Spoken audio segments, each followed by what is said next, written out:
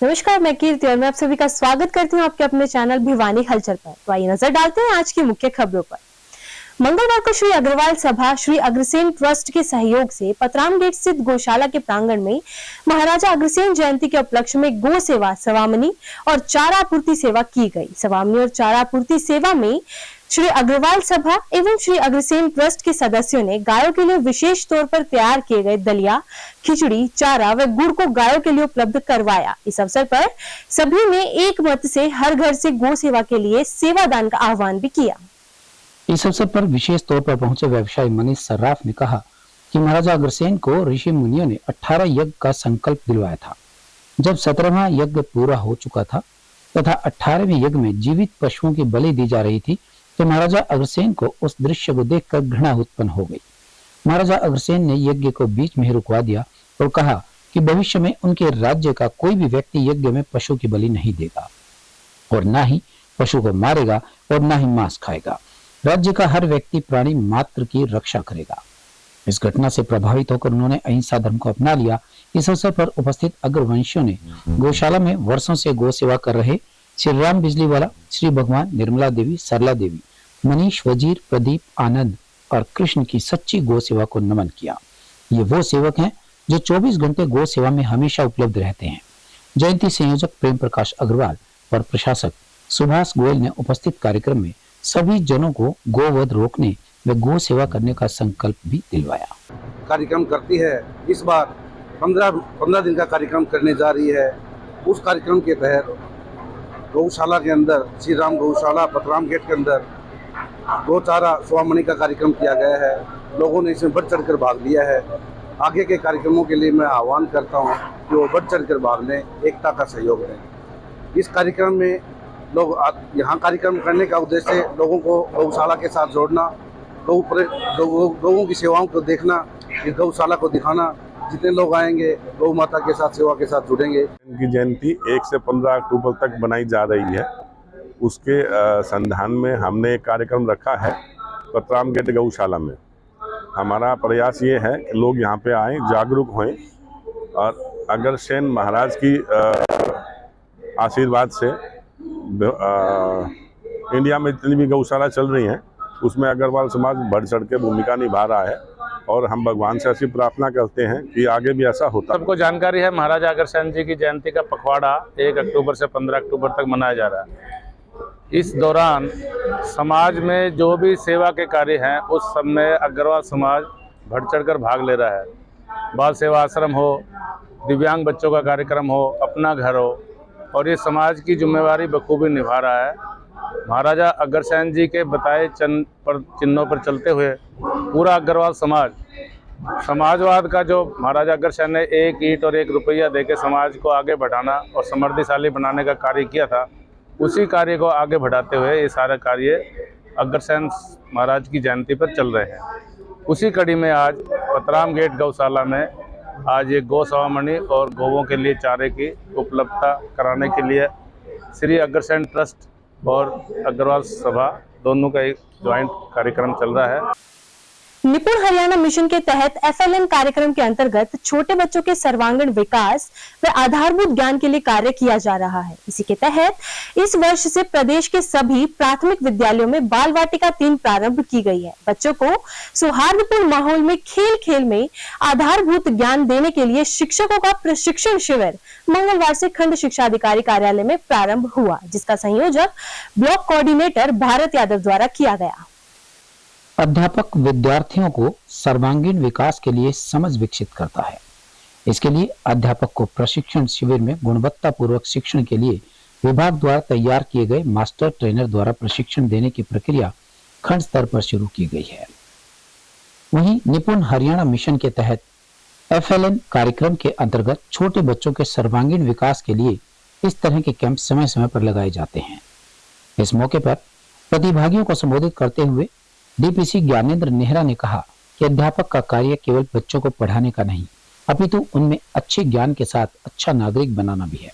इस मौके पर खंड शिक्षा अधिकारी अनिल गौड़ का कहना था कि अध्यापक अच्छे से यह प्रशिक्षण प्राप्त करें और नई तकनीक व कौशल को अपनाते हुए बच्चों को पढ़ाएं, ताकि बच्चों में प्रारंभिक स्तर से ही समझ विकसित हो सके। का 3 की ट्रेनिंग चल रही है। यहाँ जो स्कूलों में बच्चे 5+ के आएंगे, उनके लिए टीचर्स को पहले प्रिपेयर किया जा रहा है, ट्रेनिंग देकर, प्रशिक्षण देकर, कि उन बच्चों को जो बाल वाटिका 1 और 2 में पहले से शिक्षण प्ले स्कूलों में ले रहे हैं, उनको स्कूल से जोड़ने के लिए उनसे किस तरह से आपने बिहेव करना है, किस तरह से उनको खेल खेल में सिखाना है, ये प्रशिक्षण के माध्यम से टीचर्स को सिखाया जा रहा है। को बोलकर, देखकर, एक दूसरे की एक्टिविटी से समझकर, इन प्रकार के भावों से सिखाने का प्रयास किया जाएगा, बिना बोझ की, अतिरिक्त बोझ के, मानसिक रूप से उनको अतिरिक्त बोझ न देते हुए बच्चों को खेल खेल में सिखाने की प्रक्रिया को लागू किया जाएगा। पैटर्न में ये 3+ से प्ले वे स्कूलों में चले जाएंगे बच्चे। 3 NEP के आधार पे राष्ट्रीय शिक्षा नीति है, उसका जो प्रावधान है उसको लागू करने का प्रयास है। मंगलवार को भिवानी पुलिस द्वारा डायल 112 ऐप को लेकर स्थानीय लघु सचिवालय के सामने एक जागरूकता कैंप का आयोजन किया गया। इस दौरान टीम द्वारा आशा वर्कर्स को डायल 112 ऐप के बारे में जागरूक किया गया। वहीं इंस्पेक्टर सरोज ने बताया कि हरियाणा पुलिस द्वारा विशेष अभियान चलाया गया है, जिसके तहत भिवानी के विभिन्न कॉलेज व विभिन्न संस्थानों में जाकर महिलाओं को डायल 112 ऐप के बारे में जागरूक किया जा रहा है। महिलाओं की सुरक्षा के लिए डायल 112 के बारे में आशा वर्कर्स को विशेष रूप से जागरूक किया गया। मंगलवार को इंस्पेक्टर सरोज ने डायल 112 ऐप को लेकर जागरूक किया। उन्होंने बताया कि इस ऐप से अनेकों महिलाओं को जोड़ा गया है। इसके लिए महिलाओं को हेल्पलाइन नंबर 112 पर स्वयं का पंजीकरण करवाकर यदि उन्हें कहीं भी कोई परेशानी नजर आती है तो इस नंबर पर डायल करें, पुलिस तुरंत प्रभाव से वहां पहुंच जाएगी। उन्होंने कहा कि इस ऐप पर अधिक से अधिक महिलाओं का रजिस्ट्रेशन करवाया जाए, जिसे लेकर सेफ सिटी अभियान चलाया गया है। इस अभियान के तहत महिला सुरक्षा को लेकर विभिन्न पहलुओं को अपनाते हुए काम किया जा रहा है। इसी क्रम में डायल 112 ऐप के संबंध में जागरूक करके स्कूल, कॉलेज व शैक्षणिक संस्थानों में पढ़ने वाली छात्राओं तथा अधिक से अधिक महिलाओं को जोड़ा गया है। इसके लिए महिलाओं को हेल्पलाइन नंबर 112 पर स्वयं का पंजीकरण करवाना होगा, ताकि महिलाओं की सुरक्षा को सुनिश्चित किया जा सके। ये डायल 112 ऐप है और इसका बेनिफिट ये है, जैसे डायल 112 रजिस्ट्रेशन करवाएंगे, भाई महिलाएं हैं, बड़े बुजुर्ग हैं, लेट हो जाते हैं या किसी प्रकार का कोई हादसा हो जाता है, तब इस ऐप का मेन बेनिफिट है, क्योंकि ऐप डाउनलोड करवाने से सारी इन्फॉर्मेशन उसके पास पहले से ही है। तो कोई क्राइम है करके चला जाता है, तो इससे ना उनको पकड़ने में सुरक्षा को मद्देनजर रखते हुए ये ऐप डाउनलोड करवाई गई है। जैसे डायल 112 आप हम प्ले स्टोर में जाएंगे, 112 लिखेंगे, मोबाइल इंडिया ऐप आएगी, फिर वो अपनी पूरी डिटेल मांगेगा, नाम, contact number, state, address, date of birth, फिर वो रजिस्टर्ड हो जाएगी। जब रजिस्टर्ड हो जाएगी 7-8 ऑप्शन आएंगे, लास्ट में आएगा SOS का हमने यूज करना है। जब किसी प्रकार का ऐसी कोई ऑटो में बैठे हैं या फिर ई-रिक्शा में बैठे हैं, चोरी हो गई, पर्स छीन लिया या फिर कोई छेड़खानी कर रहा है, तब हमने इसका यूज करना है। जूही थाना क्षेत्र के अंतर्गत अलग अलग घटनाओं में 2 लोगों की मौत हो गई। पहली घटना में भिवानी के गांव चैनपुरा के निकट एक अज्ञात ट्रैक्टर ने मोटरसाइकिल को टक्कर मार दी, जिसमें मोटरसाइकिल सवार की मौके पर ही मौत हो गई। वहीं दूसरी घटना में गांव लोहानी में एक अज्ञात गाड़ी चालक ने राहगीर को टक्कर मार दी। दोनों घटनाओं में मृतकों के शव का मंगलवार को सामान्य अस्पताल में पोस्टमार्टम करवाकर शव परिजनों के हवाले कर दिए गए हैं। वहीं पुलिस द्वारा मामले की जाँच की जा रही है। भिवानी के जूही थाना क्षेत्र के अंतर्गत अलग अलग दुर्घटनाओं में 2 व्यक्तियों की मौत हो गई। पहला मामला भिवानी के गांव चैनपुरा के निकट एक अज्ञात ट्रैक्टर चालक ने एक मोटरसाइकिल को टक्कर मार दी, जिससे मोटरसाइकिल पर सवार एक व्यक्ति की मौत हो गई। मृतक की पहचान हनुमान पुत्र लखपत गांव रामपुरा निवासी हुई।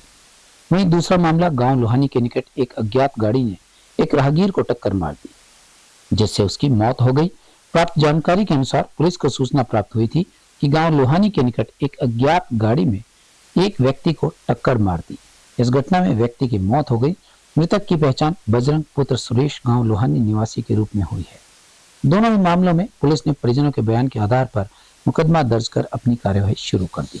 आज सुबह सूचना मिली हमें, बजरंग सन ऑफ सुरेश लोहानी का रोड साइड में एक्सीडेंट में मृत्यु हो चुकी है।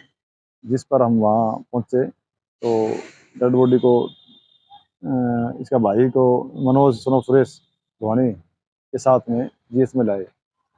अब मनोज सनोफ सुरेश के बयान पर पर्चा दर्ज करके और पोस्टमार्टम करवा रहे हैं।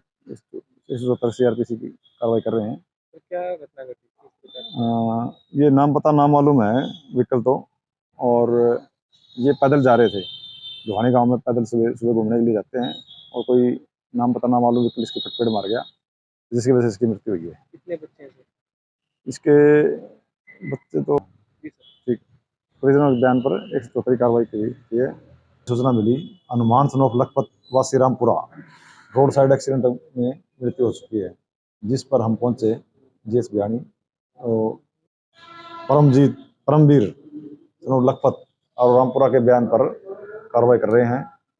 जो हनुमान अपनी मोटरसाइकिल पर किसी काम के लिए बिहानी जा रहा था, जो ही काम से निकला चैनपुरा के पास पहुंचा तो कोई अज्ञात ट्रैक्टर उसमें एक्सीडेंट कर दिया उसका, और जिसके कारण उसमें लगी चोटों के कारण उसकी मृत्यु हो गई। इसके बाद में इसके भाई ने सरकारी हॉस्पिटल में दाखिल करवाया इसको, और इसके बयान पर हम पता दर्ज कर रहे हैं। 8 अक्टूबर को सीएम सिटी करनाल में वन विभाग की मजदूर यूनियन अपनी 8 सूत्रीय मांगों का ज्ञापन देने गए थे, लेकिन यूनियन का आरोप है कि विभागाधिकारियों द्वारा करनाल गए मजदूरों को अब काम नहीं दिया जा रहा है। इसी के रोष स्वरूप आज मंगलवार को वन विभाग मजदूर यूनियन हरियाणा के बैनर तले मजदूर यूनियन ने वन कार्यालय भिवानी के बाहर आपातकालीन धरना दे दिया है। उनका कहना है कि जल्द ही मांगे माने, नहीं तो धरना निरंतर जारी रहेगा। इस मौके पर यूनियन प्रधान ने कहा कि बार बार यूनियन ने वन मजदूरों की मांगों का ज्ञापन दिया, मगर उनकी समस्या का कोई समाधान नहीं हुआ। इसलिए वे रविवार 8 अक्टूबर को करनाल में अपनी मांगों को लेकर गए थे। उन्होंने कहा कि रविवार को उनकी छुट्टी होती है और तनख्वाह 26 दिन की ही दी जाती है, जबकि उनसे काम 30 दिन का करवाया जा रहा है। इसके साथ ही साथ उन्होंने बताया कि वन रक्षक रणजीत सिंह ने कहा कि वो जो वन मजदूर करनाल रैली में गए थे उन्हें काम पर आने की जरूरत नहीं है, जो सरासर गलत है। उन्होंने बताया कि 20-25 महिला व मजदूरों को काम न मिलने की वजह से वो धरना देने पर मजबूर है। वन मजदूर यूनियन ने कहा कि मामला संज्ञान में लेकर उनकी समस्या का तुरंत समाधान किया जाए। और ये लगातार हमारे साथ वन विभाग में काम करने वाले मजदूर 30-35 से लगातार वर्षों से कार्य कर रहे हैं, जिसकी उच्च अधिकारियों द्वारा मांग लागू करवा के लेके आए थे। वर्ष पिछले में हम चंडीगढ़ लगातार 11 दिन हमने धरना लगाया पंचकुला के अंदर। पीसीसीएफ ने हमारी टोटली मांगे दी है। सभी मजदूरों को पहचान पत्र बनाना, सभी मजदूरों को वरिष्ठता सूची बनाना, बकाया मजदूरों का एरियल देना। इसके अलावा मजदूरों की वरिष्ठता सूची कौन कब से लगा और कब तक काम कराया, आज तक नीचे के अधिकारियों ने मजदूरों का किसी भी प्रकार का पहचान पत्र नहीं बनाया, कोई वरिष्ठता सूची नहीं बनाई, और लगातार मजदूर क्या खाएं। पर्यावरण को सुधारने वाले 4-4 महीने से लगातार आज तक पेमेंट नहीं मिली। पेमेंट के नाम पे, कार्य के नाम पे अधिकारियों से बात करने जाते हैं तो मजदूरों का शोषण करते हैं, छुट्टी कर देते हैं। मजदूर ललकार रैली करनाल में होनी थी और उस रैली के अंदर गए हुए थे। 7 तारीख को तमाम मजदूर काम पे थे और 8 तारीख को जब रैली के अंदर गए, 9 तारीख को जब काम के लिए जब आए तो इनको ये बताया गया कि भाई अब काम नहीं है, आप अपने घर जाओ। अधिकारियों से बात करने के बाद उन्होंने बताया जी काम नहीं है, जबकि 7 तारीख को काम लगे हुए थे और 8 तारीख को रैली में जाने के बाद अचानक काम खत्म हो गया। और 9 तारीख को ये अलग अलग और मजदूरों को ये कह रहे हैं कि भाई आप काम पर आ जाओ, परमानेंट आपको काम पे लगा लेंगे, जबकि ये पुराने मजदूर हैं, कई साल से काम कर रहे हैं, इनके पेट के ऊपर लात मारी जा रही है। तो इस चीज के खिलाफ ये जो हमारा मौलिक अधिकार है, आवाज उठाना, धरना प्रदर्शन, रैली के अंदर शामिल होना हमारा मौलिक अधिकार है। इस मौलिक अधिकार के खिलाफ जो जिला प्रशासन है, गार्ड है, ये हमला कर रहे हैं और इस हमले के खिलाफ ही आज तमाम मजदूर धरने के ऊपर हैं।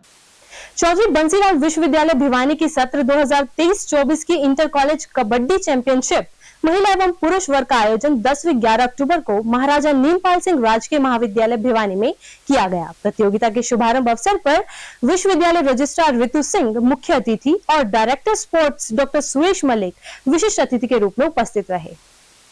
यह जानकारी देते हुए महाविद्यालय प्राचार्य डॉक्टर महेंद्र शर्मा ने बताया कि प्रतियोगिता का शुभारंभ अवसर पर विश्वविद्यालय रजिस्ट्रार श्रीमती रितु सिंह मुख्य अतिथि के रूप में वहां पहुंची।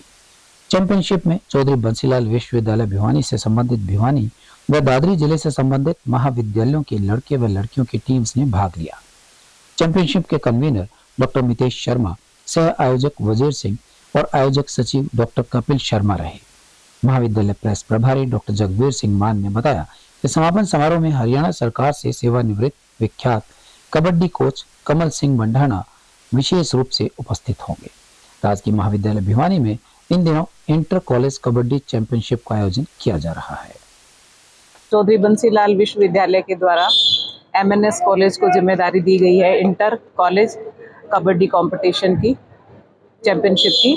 तो आज उसका पहला दिन है। टोटल 12 कॉलेजेस की टीम जो है हमारे बीच उपस्थित है। 4 टीम गर्ल्स कॉलेज की है जिसमें RGGC Bhiwani, government college Tosham, AMM Bhiwani and Mahila Mahavidyalaya Joju की, ये 4 टीम गर्ल्स की हैं। और टोटल 8 टीम जो हैं बॉयज़ की आई हैं अलग अलग कॉलेजेस से। Government college Baund, Siwani, government college Hariya Mandi, Vaish college Bhiwani, BLJS Tosham, government college Dadri और MNS कॉलेज भिवानी से। तो अभी जो है आप देख ही रहे होंगे कि पहला मैच जो है वो शुरू हो चुका है। विद्यार्थियों ने बड़े जोश के साथ में पार्टिसिपेट किया है। यहाँ पे इतने धूप के बावजूद भी यहाँ इकट्ठा है। यूनिवर्सिटी का जो हमेशा से मोटो रहा है कि स्पोर्ट्स को बढ़ावा देना, और गवर्नमेंट MNS कॉलेज जो है उसने भी बड़े हमेशा इंफ्रास्ट्रक्चर जो है प्रोवाइड कराया है, अपॉर्चुनिटीज़ प्रोवाइड कराई है। और बंसीलाल विश्वविद्यालय के लिए एक अच्छा मतलब साथी ये साबित हुआ है, अच्छा बच्चों को प्लेटफॉर्म देने में। मैं सर्वप्रथम आपके चैनल के माध्यम से सभी देशवासियों को बधाई देना चाहूँगा कि जिस खेल का आयोजन आज हम यहाँ कर रहे हैं उसमें एशिया के अंदर दोनों में पुरुष वर्ग में भी और महिला वर्ग में भी हमने गोल्ड मेडल प्राप्त किया है। और उसी खेल को जो कि एक प्योर ग्रामीण अंचल का खेल है, आज यहाँ राजकीय महाविद्यालय जो MNS गवर्नमेंट कॉलेज के अंदर आयोजित किया जा रहा है, इसमें लगभग 11 टीमें यहाँ भाग ले रही हैं। और यहाँ से मैं बताऊं कि चौधरी बंसीलाल विश्वविद्यालय की टीम का चयन किया जाएगा जो कि 19 तारीख से बठिंडा के अंदर जो नॉर्थ जोन होगा उसमें भाग लेगी। वैसे हम सबको पता है कि भिवानी खेलों का हब है और लगातार भिवानी की कोशिश भी है, यहाँ की जो आम जनता है उसकी भी कोशिश है, चौधरी बंसीलाल विश्वविद्यालय की भी कोशिश है कि वो जो जिस प्रकार का जो नाम भिवानी का है उसको बरकरार ही नहीं बल्कि उसको और आगे बढ़ाते हुए जिसमें चौधरी बंसीलाल विश्वविद्यालय क्या भूमिका अदा कर सकता है उसकी तरफ बिल्कुल अग्रसर है। MNS गवर्नमेंट कॉलेज भिवानी, तो हमारे यहाँ 2 दिवसीय अंतर महाविद्यालय प्रतियोगिता की जिम्मेवारी चौधरी बंसीलाल विश्वविद्यालय भिवानी ने हमारे महाविद्यालय को दी है, जिसमें लड़कियों की और लड़कों की अलग अलग जो है प्रतियोगिता 2 दिन तक चलेगी। तो हम प्रयास करेंगे कि दोनों ही जो लड़के और लड़कियों के मैच हैं वो निष्पक्ष रूप से निर्बाध रूप से चले, बच्चों को अच्छा एनवायरनमेंट मिले, जितनी भी हम कोशिश कर सकते हैं उनको अच्छा एनवायरनमेंट देने की, उनको सुविधा देने की कोशिश करेंगे। मंगलवार को स्थानीय प्रजापिता ब्रह्म कुमारी शाखा सिद्धिधाम में कैसे बनाए घर को मंदिर विषय पर संगोष्ठी का आयोजन किया गया। संगोष्ठी में माउंट आबू से पधारी राजयोगी ने BK डॉक्टर गीता बहन ने बताया कि घर को मंदिर बनाना हमारे लिए ज्यादा कठिन नहीं है। साथ ही उन्होंने यह भी बताया कि वक्त रहते सोच ले समझ ले, अन्यथा बहुत देर होने के बाद केवल पश्चाताप ही रहेगा।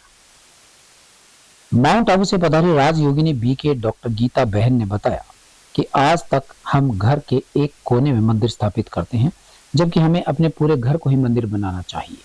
हमारे परिवार का अपने बुजुर्गों के प्रति प्यार और आशीर्वाद मिले, हमें ऐसा बर्ताव घर के हर सदस्य के साथ करना चाहिए।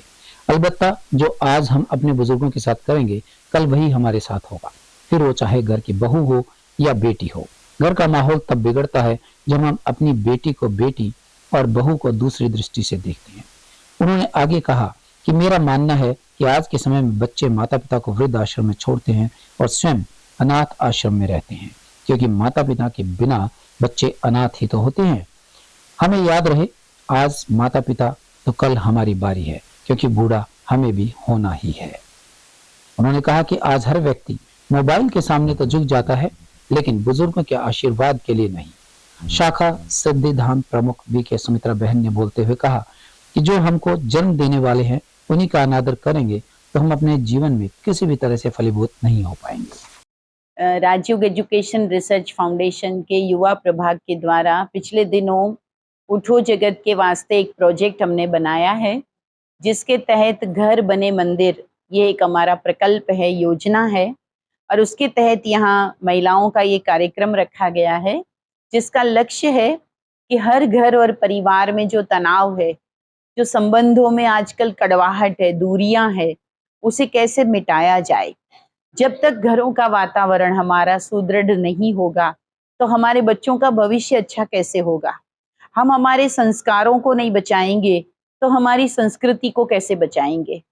धर्म हमें यही कहता है कि प्रेम और प्यार से रहिए, दया भाव रखिए, परंतु आज वो संस्कार कम होते जा रहे हैं। घर में जब तनाव रहता है तो बच्चे बाहर जाते हैं, घर अच्छा नहीं लगता, फिर वो बाहर जाते हैं, कुसंग में फंसते हैं, नशे का शिकार भी हो जाते हैं। जिस घर का वातावरण अच्छा होता है उस घर में उन्नति और प्रगति होती है। तो आज हम यहाँ सभी रिश्तों को श्रेष्ठ बनाने के लिए आध्यात्मिकता लाएं, धर्म को, भगवान को साथ रखें, अच्छे मूल्यों को लाएं, उसके लिए ये कार्यक्रम कर रहे हैं। हम कोशिश ये करते हैं कि परिवार का प्रत्येक सदस्य एक दूसरे को समय दें, समझने की कोशिश करें, क्रोध को नियंत्रण में रखें। जब घर में क्रोध, झगड़ा, इन चीजों से परे रहकर एक दूसरे को समय दिया जाएगा तो उस समझने से ही बहुत सारी चीजें तो ठीक हो जाएगी। दूसरा, छोटों का बड़ों का आदर रखना। आज एक बहू अपनी सास का आदर रखती है तो कल उनके बच्चे भी उनका आदर रखते हैं, ये ऑटोमेटिक संस्कारों में उतरता है। तो ये प्रैक्टिकल में हम सबको अपना परिवर्तन कैसे करना है। राजयोग मेडिटेशन से हम अपने संस्कारों को बदल सकते हैं, शांति मिलती है, और इसलिए राजयोग के प्लेटफॉर्म पर ये यहाँ पर भिवानी सेंटर, जो राजयोग सेंटर है भिवानी का, उनके द्वारा दीदी ने ये कार्यक्रम रखा कि हमारी महिलाओं को ये योग और परमात्मा का साथ का अनुभव। भिवानी पुलिस के डिटेक्टिव स्टाफ लोहारू ने गैंगवार के आरोपी 2 शूटर को अवैध हथियारों सहित गिरफ्तार करने में बड़ी सफलता हासिल की है। आपको बता दें कि दोनों आरोपी शराब ठेकों को लेकर बार बार गैंगवार करते हैं, और यही नहीं, ठेकों में हिस्सेदारी के नाम पर नाबालिगों से भी लोगों पर गोलियां चलवाते हैं। वहीं डिटेक्टिव स्टाफ लोहारू के in charge sub inspector Krishna Malik ने मामले की पूरी जानकारी भी दी। डिटेक्टिव स्टाफ लोहारू के in charge sub inspector Krishna Malik ने इस पूरे मामले की जानकारी देते हुए बताया कि भक्ता ने अपने कई साथियों के साथ मिलकर बीते 10 सितंबर को दिनोद गांव में जानलेवा हमला किया था, जो फिलहाल गुरुग्राम के मेदांता अस्पताल में भर्ती है।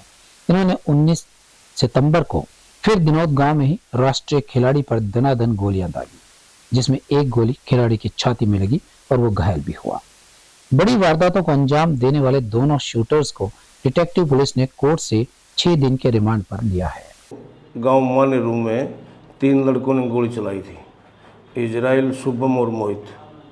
इन तीनों लड़कों ने गोली चलाई तो उसकी वीडियो आई थी, और उन तीनों लड़कों को उसी दिन गिरफ्तार कर लिया था। उन्होंने बताया कि ये गोली चलवाने में भक्ता और उदयभान का हाथ है। तब हमने दोनों इन लड़कों को गिरफ्तार किया, 3 तारीख को अदालत में पेश किया और 6 दिन का रिमांड लिया। तो इनसे 2 असले बरामद हुए दौरान रिमांड, जो इन्होंने उसके बाद यहाँ दिनोद गांव में एक लड़के के अशोक नाम के लड़के की टांग वगैरह तोड़ दी, जो कि वेदांता में दाखिल है। और उसके बाद एक नरेंद्र नाम के लड़के के दिनोद गांव में गोली भी मार दी। तो ये कई वारदातों में शामिल थे। इनको 3 तारीख को गिरफ्तार किया था। इन्होंने इनसे 3 असले बरामद किए थे, और ये टोटल 6 असले लेकर के आए थे वहाँ मध्य प्रदेश से। मध्य प्रदेश में एक दीपक नाम का लड़का है, इंदौर से आगे गांव पड़ता है, उस गांव का रहने वाला है। वो हम जाके आए थे, उसका पता किया है और उसको जल्दी प्रोटेक्शन वारंट पर लेंगे, और वो वहाँ जेल में बंद है। मंगलवार को स्थानीय तोशाम बाईपास स्थित भाजपा कार्यालय में भाजपा जिला अध्यक्ष शंकर धूपड़ के जन्म दिवस के उपलक्ष्य में एक विशेष कार्यक्रम का आयोजन किया गया। इस अवसर पर पार्टी के अनेक पदाधिकारी व कार्यकर्ताओं ने पहुंचकर शंकर धूपड़ को जन्म दिवस की बधाइयां दी और केक काटकर उनका जन्म दिवस मनाया। स्थानीय जिला भाजपा कार्यालय में मंगलवार को भाजपा जिला अध्यक्ष शंकर धूपड़ का जन्मदिन कार्यकर्ताओं ने बड़े ही हर्षोल्लास के साथ मनाया। इस दौरान कार्यकर्ताओं ने मिठाई बांटकर एवं बाजरे से बने केक काटकर जिला अध्यक्ष शंकर धूपड़ की जन्मदिन की खुशियां मनाई। इस मौके पर कार्यकर्ताओं ने कहा कि जिला अध्यक्ष शंकर धूपड़ एक अच्छे नेता हैं और एक अच्छे नेता के सभी गुण होने के साथ साथ वे एक अच्छे व्यक्तित्व के धनी भी हैं, जो कि प्रत्येक कार्यकर्ता के सुख दुख में हमेशा सबसे पहले खड़े मिलते हैं। उन्होंने कहा कि शंकर धूपड़ एक सकारात्मक सोच के व्यक्ति हैं, जो कि अपनी बातों से कार्यकर्ताओं में जोश फूंकने का काम करते हैं। उन्होंने कहा कि जिला अध्यक्ष शंकर धूपड़ के नेतृत्व में भाजपा भिवानी जिला में मजबूत बनी है और उनके नेतृत्व एवं निर्देशानुसार प्रत्येक कार्यकर्ता सरकार की योजनाओं को जन जन तक पहुंचाने में सफल साबित हुआ है। उन्होंने कहा कि प्रत्येक कार्यकर्ता उनके साथ कार्य कर अच्छा महसूस करते हैं।